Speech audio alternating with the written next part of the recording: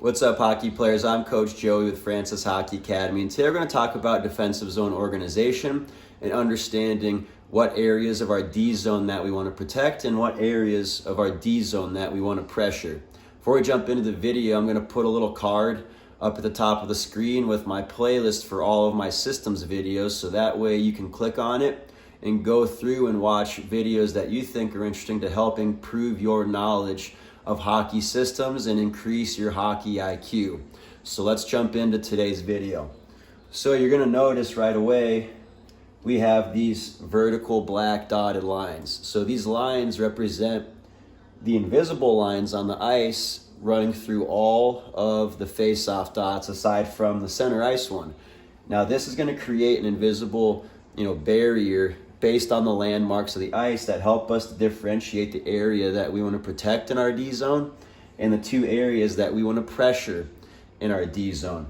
The big rule here is we always want to have more numbers in our protect zone than the other team, plain and simple. If we have more numbers in here, the likelihood that we give up goals is going to go down, which is a good thing, which is what we want.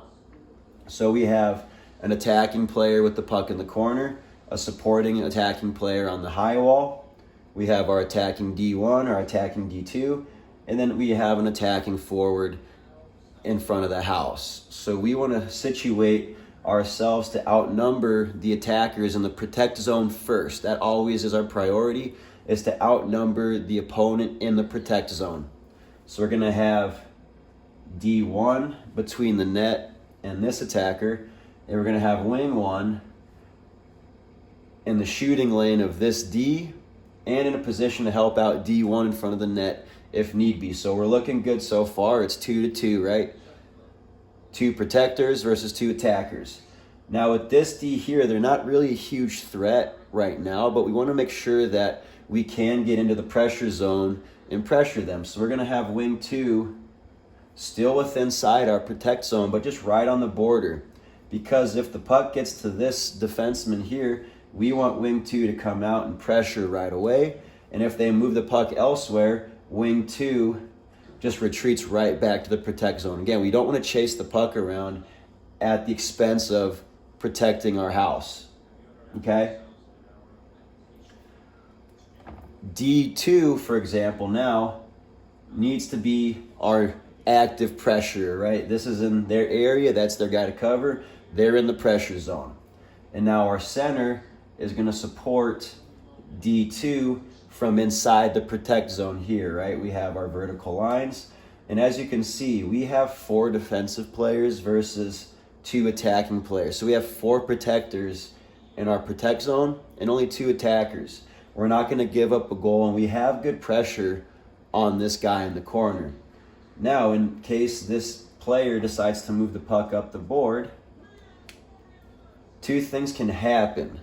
And it's important that D2 and our center communicate here as to who's going, right? If D2 continues to pressure up the board, that's perfectly fine, but center needs to be ready to pick up this low guy, because if they bounce the puck right back down,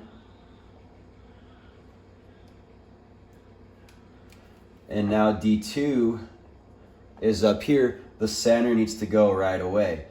But again, we still have D1, wing 2, or wing 1 and wing 2 in the protect zone. We have 3 protectors versus 2 attackers, so we're perfectly safe, right? We're not going to give anything up.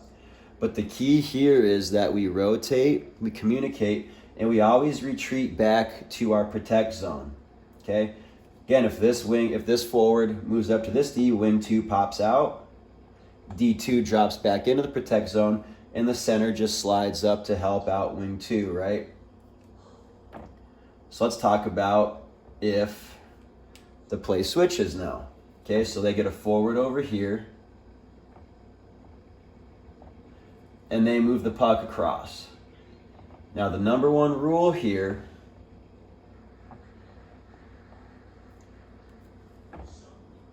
is D1 does not leave until D2 gets back to protect. I don't care if this player is uncovered for 2 seconds. We never leave the front of our net uncovered ever. That's the biggest no-no. That's going to drive me as a coach insane. We never leave the puck in front of the net. Yes, at some point we do have to pressure, but we always check our shoulder to make sure that D2 is hustling back. Once we see D2 getting there, now D1 can enter our pressure zone.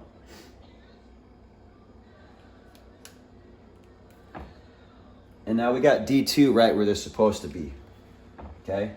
As this happens, wing 1 is going to shift right to here. And then wing 2 is going to drop down to where wing 1 used to be. So now we got wing 1 here and wing 2 here. And then now our center, got D2, or D1, excuse me, center supporting. So now we got everybody accounted for. We got D2 in front of the net, wing 2 supporting in the slot, center supporting D1, and wing 1 here. And once again, we have 4 protectors versus 2 attackers. So the biggest thing I want you guys to take away is that we always want to outnumber the attackers in our house, meaning we have more protectors in our house than they do attackers. So I hope you found this video helpful. I'm going to link another video at the end of this one with the basics of an overview of the D zone coverage and the roles and responsibilities of each player within that D zone. So we'll see you guys next time.